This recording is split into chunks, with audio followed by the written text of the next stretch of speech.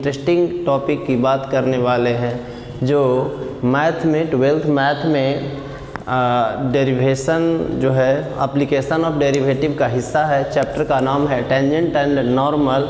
यही चैप्टर अभी आप लोग के ऑफलाइन बैच में चल रहा है, तो हमने सोचा कि इसी को काहे ना आप लोग के लिए बनाया जाए, जो एक बार क्लास के अलावा फिर से आप लोग देख लेंगे तो आप लोग को थोड़ा सा सुविधा होगा। और हम आप लोग से उम्मीद करेंगे कि वीडियो को अपने दोस्तों के बीच ज़्यादा से ज़्यादा शेयर करेंगे, ताकि और लोग आप लोग के शेयर के माध्यम से और लाइक के माध्यम से वीडियो दूसरे लोगों तक पहुंच सके। तो हम स्टार्ट करते हैं। आप लोग का एक चैप्टर है एप्लीकेशन ऑफ डेरिवेटिव का, जिसका नाम है टेंजेंट एंड नॉर्मल। इससे पहले हमने रेट मेजरमेंट पढ़ा था, तो उसका वीडियो यूट्यूब पे नहीं डाले हैं। पहले हम अभी जो चल रहा है इसका हम बनाएंगे टेंजेंट एंड नॉर्मल का। तो पहले जो वीडियो होगा उस वीडियो में केवल बेसिक बातें बताएंगे, और दूसरे वीडियो में जो भी है आप लोग के जो प्रश्न होंगे उसे हम सॉल्व करेंगे और बताएंगे। तो यहाँ पे हम लोग को पढ़ना है टेंजेंट एंड नॉर्मल। टेंजेंट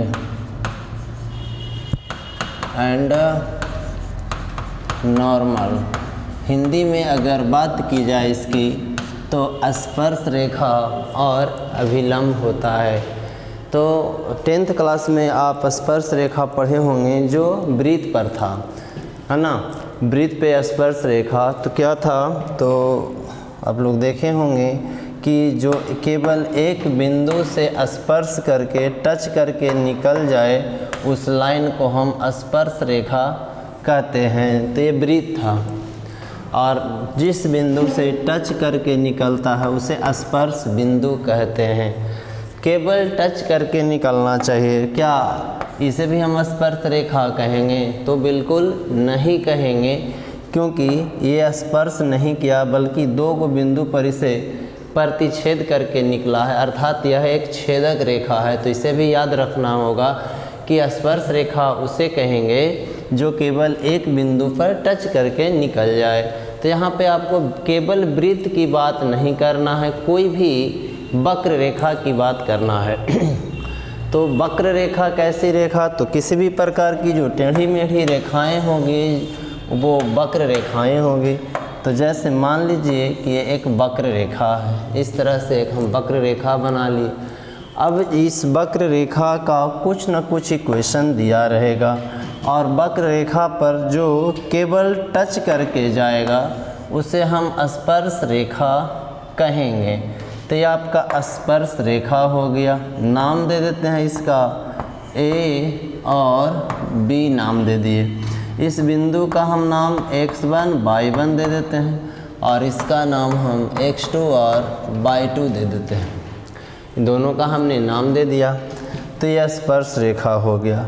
अब यहाँ पे क्या है, जितना स्लोप इस वक्र रेखा का होगा ठीक उतना ही स्लोप इस लाइन का होगा। लाइन मतलब AB का, यानी स्पर्श रेखा का, स्पर्श रेखा का दोनों का स्लोप आपस में बराबर होगा। कैसे? तो प्रश्न आपसे कई तरह से पूछा जाएगा। हो सकता है कि ये दोनों पॉइंट दे दिया जाएगा, और पॉइंट दे करके ये दोनों पॉइंट दे दिया हुआ रहेगा। हो सकता है स्पर्श बिंदु पूछ दे, तो वैसी कंडीशन में इसका भी कुछ न कुछ मान दिया रहेगा। y बराबर x² + 2x, x को इस तरह से कुछ दिया हुआ रहेगा।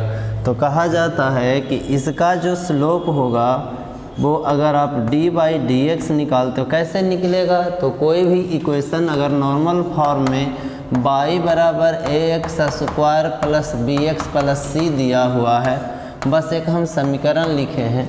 इस प्रकार का अगर कोई समीकरण दिया हुआ है और इससे इसका स्लोप चाहिए, स्लोप को ढाल बोलते हैं, प्रवणता बोलते हैं, तो निकालने के लिए क्या करेंगे, हम इसको डिफ्रेंशिएशन कर देंगे। dy/dx बराबर ये हो जाएगा 2ax प्लस केवल b हो जाएगा। तो ये जो आया ना, ये जो आया आपका क्या आ गया, d/dx मतलब इसका स्लोप आ गया। स्पर्श बिंदु को कुछ न कुछ मान लेते हैं, x, y मान लेते हैं।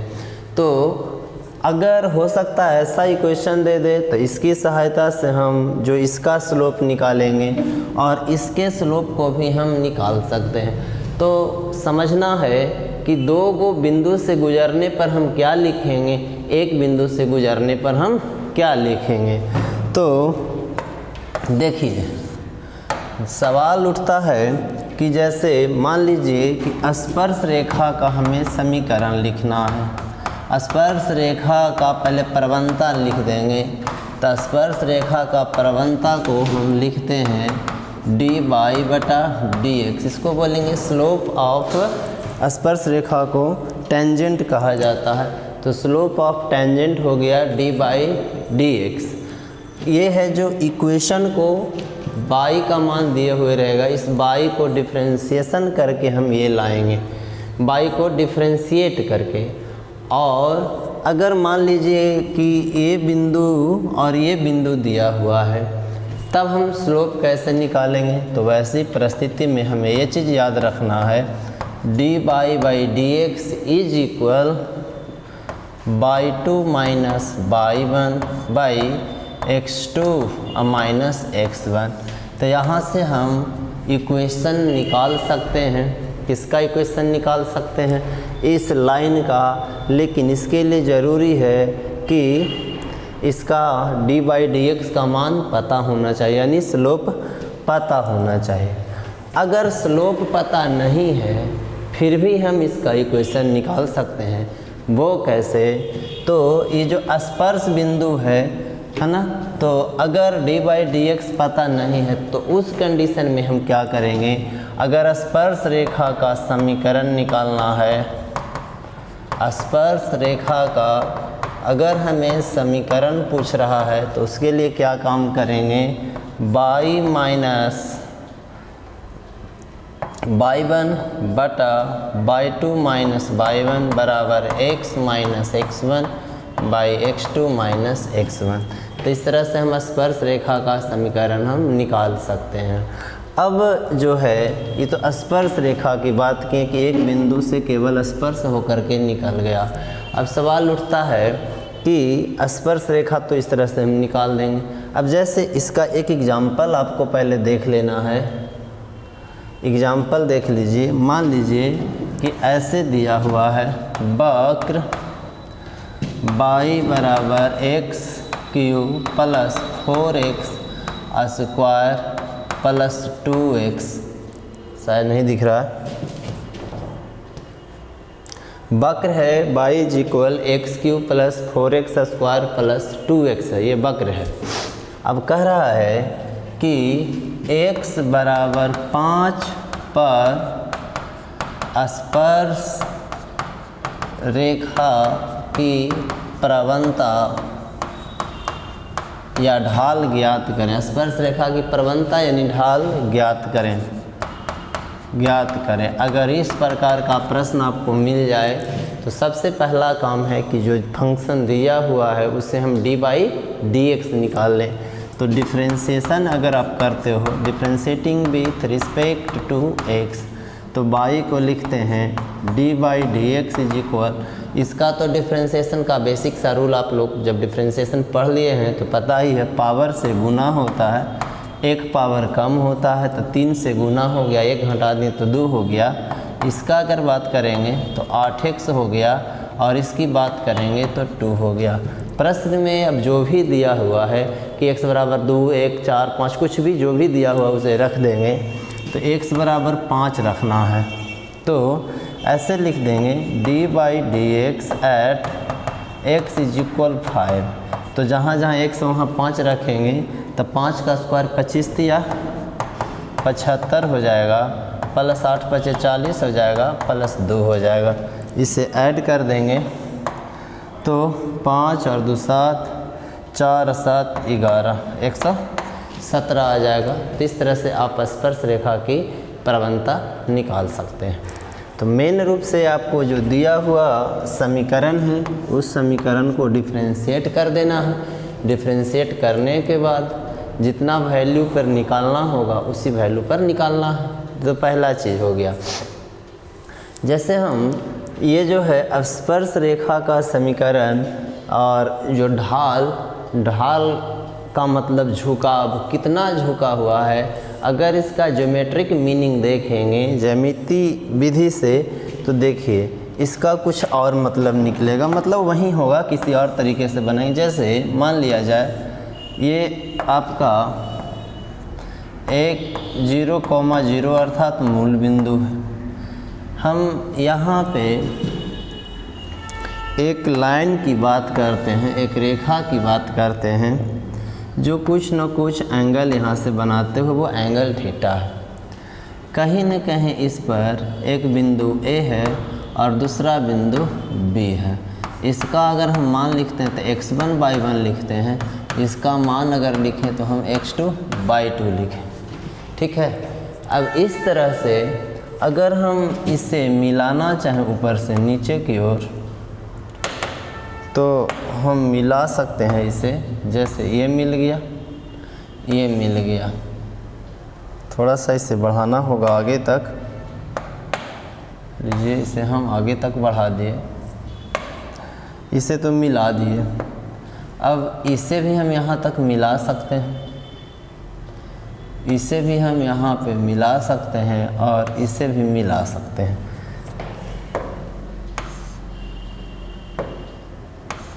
ठीक है, अब ठीक है। अब ये देखना है अगर ये लाइन पैरेलल है तो ये एंगल थीटा है तो ये एंगल भी थीटा हो जाएगा, ये एंगल आपका थीटा हो जाएगा। तो सोचने वाली बात है, x1 का मतलब x अक्ष पर आप चलते चले जाओ, x अक्ष पे आप चलते चले जाओ, x का मान बढ़ते चला जाएगा, परंतु y का मान x अक्ष पर ऑलवेज 0 होगा। तो इस बिंदु की अगर बात करेंगे तो x1, 0 होगा और इस बिंदु की बात करेंगे तो x2, 0 होगा। तो इसका कहने का मतलब ये आया, कहने का मतलब ये है कि जब हम यहाँ से यहाँ आते हैं तो ये जो दूरी है ना वो क्या है, और यहाँ से यहाँ आते हैं तो ये दूरी क्या है। इसका मतलब हुआ कि y तो 0 है तो यहाँ से यहाँ आते हैं तो ये दूरी x1 है और ये दूरी यहाँ से यहाँ तक x2। हमें ये दूरी चाहिए तो क्या करेंगे, x2 में से x1 को घटा देंगे, अर्थात ये जो दूरी आएगा x2 - x1 आएगा। ठीक उसी तरह से ये आ जाएगा x2 - x1। अब बात उसी तरह से इधर की करेंगे, यहाँ की अगर आप बात करते हो यहाँ से यहाँ तक तो ये दूरी आपका क्या है, और यहाँ से यहाँ तक बात करते हो तो ये दूरी क्या है।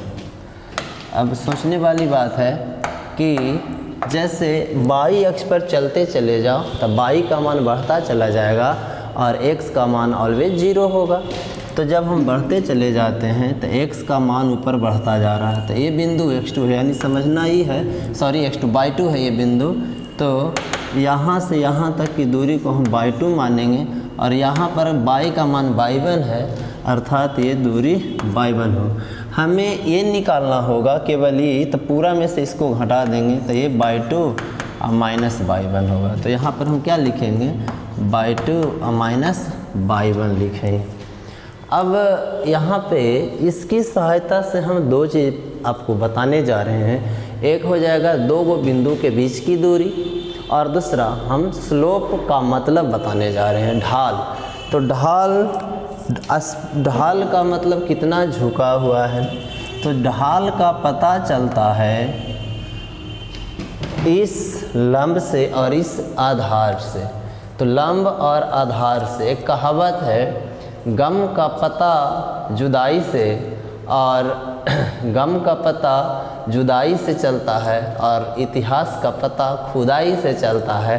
ठीक उसी तरह से इसकी अगर बात करते हैं तो ढाल कितना झुका हुआ है उसका पता इस लंब और इस आधार से चलता है। चलिए कोई बात नहीं। तो हम लंब और आधार में रिलेशन अगर हम बनाएंगे तो tan का रिलेशन होता है लंब और आधार में।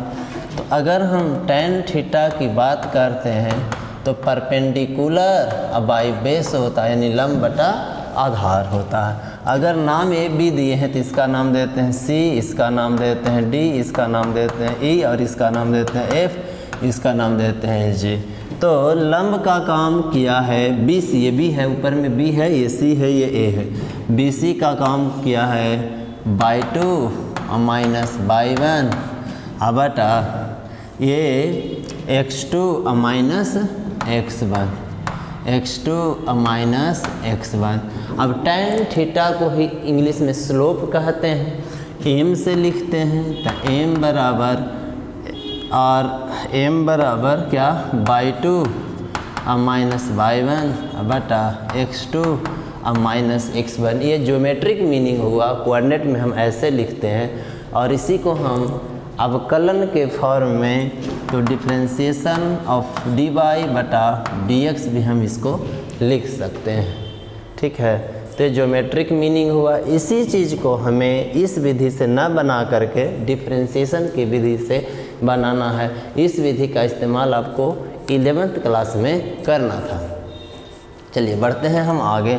अब ये जो देखे थे अभी हम, ये स्पर्श रेखा की हम बात किए थे कि स्पर्श रेखा का समीकरण dy बटा dx होता है।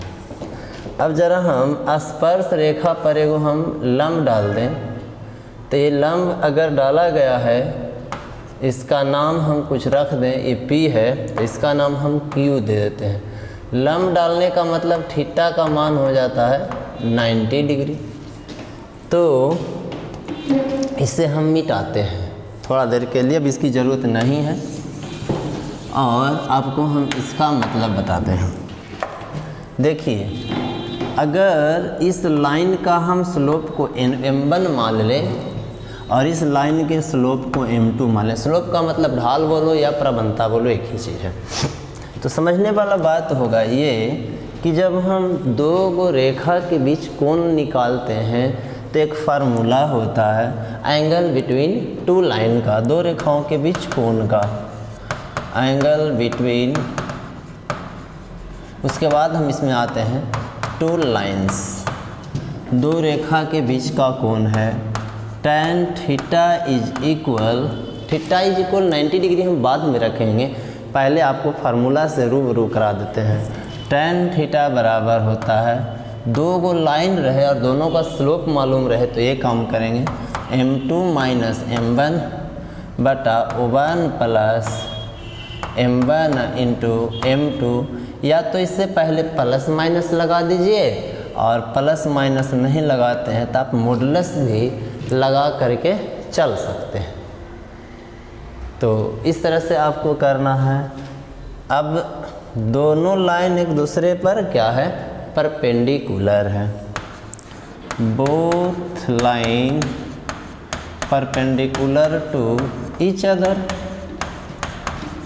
जब दोनों लाइन एक दूसरे के लंबवत है तो थीटा विल बी 90 डिग्री। तो जब थीटा 90 डिग्री होगा तो हम क्या लिखने वाले हैं, लिखने वाले हैं tan 90 is equal plus minus, थोड़ा देर के लिए हम प्लस माइनस छोड़ करके चलते हैं नॉर्मल फॉर्म में, m2 माइनस m1 बटा 1 प्लस m2 इंटू m1, अच्छा m1 इंटू m2। tan 90 का मान अपरिभाषित होता है। अपरिभाषित आया होगा कैसे, तो 1 में हम 0 से भाग दिए होंगे। क्यों 1 हम लिख रहे हैं, क्योंकि sin 90 बटा cos 90 से tan 90 आता है। sin 90 का 1 और cos 90 का 0, यानी हम अपरिभाषित ना लिख करके 1/0 तो हम इसको लिख ही सकते हैं, बिल्कुल लिख सकते हैं। तो 1/0 is equal m2 minus m1 बटा 1 प्लस m1 इंटू m2। अगर हम क्रॉस मल्टीप्लाई करें तो ये वहाँ पर जाएगा, ये यहाँ पर आएगा, प्लस माइनस 0 से गुना होकर के उसको हम ऐसे भी ख़त्म मानेंगे। तो क्या लिखेंगे 1 प्लस m1 इंटू m2 बराबर, इसमें 1 से गुना हुआ है तो इसमें 0 से हुआ है तो 0 हो गया, m1 इंटू m2, ये प्लस 1 है उधर जाएगा तो माइनस 1। यानी कहने का ये मतलब है कि जब दो रेखाएं एक दूसरे पर लंबवत है तो उनके स्लोप का जो गुणनफल है, उनके प्रवणता का जो गुणनफल है वो -1 के बराबर होता है। जो दिख गया, इसी को आप डिफरेंशिएशन के फॉर्म में अगर लिखते हैं तो हम m1 इसको बोले हैं, इसके प्रवणता को हम किसी से बोले हैं कि दोनों का प्रवणता यानी दोनों का स्लोप आपस में बराबर होगा। किसका? वक्र रेखा का और स्पर्श रेखा का। जिस वक्र रेखा पर कोई स्पर्श रेखा है तो उस वक्र रेखा और उस स्पर्श रेखा का स्लोप आपस में बराबर होता है। मतलब m1 किसके बराबर है? m1 जो है d/dx के बराबर है, यानी d/dx इंटू m2 बराबर -1। हम यहाँ लिख सकते हैं m2 बोलें तो अभिलंब है, ये अभिलंब का प्रवणता है, ये अभिलंब है, नॉर्मल है। तो अभिलंब की प्रवणता बराबर -1/, स्पर्श रेखा की प्रवणता बोल सकते हैं। अभिलंब की जो m2 क्या है? अभिलंब की प्रवणता है। तो हम ऐसे लिख सकते हैं इसको भाषा में, अभिलंब की प्रवणता, अभिलंब की प्रवणता बराबर -1 बटा किसका प्रवणता? स्पर्श रेखा की प्रवणता, स्पर्श रेखा का प्रवणता। तो इसे आपको याद रखना है। जब भी अभिलंब के लिए समीकरण निकालेंगे, अभिलंब के लिए बातें लिखेंगे तो -1/d/dx लिखेंगे, और स्पर्श रेखा के लिए लिखेंगे तो केवल dy/dx लिखेंगे। हम उम्मीद करते हैं कि आपको ये वीडियो पसंद आया होगा, और अगर पसंद आया है, आप इस वीडियो से कुछ सीखे हैं तो अपने दोस्तों के बीच ज़रूर शेयर करें। और आप लोग से एक और रिक्वेस्ट और है कि हमारे ऑफलाइन जो बैच हैं उस बैच में 11th क्लास के लिए 1 तारीख से सुबह 8 बजे से बैच स्टार्ट हो रहा है।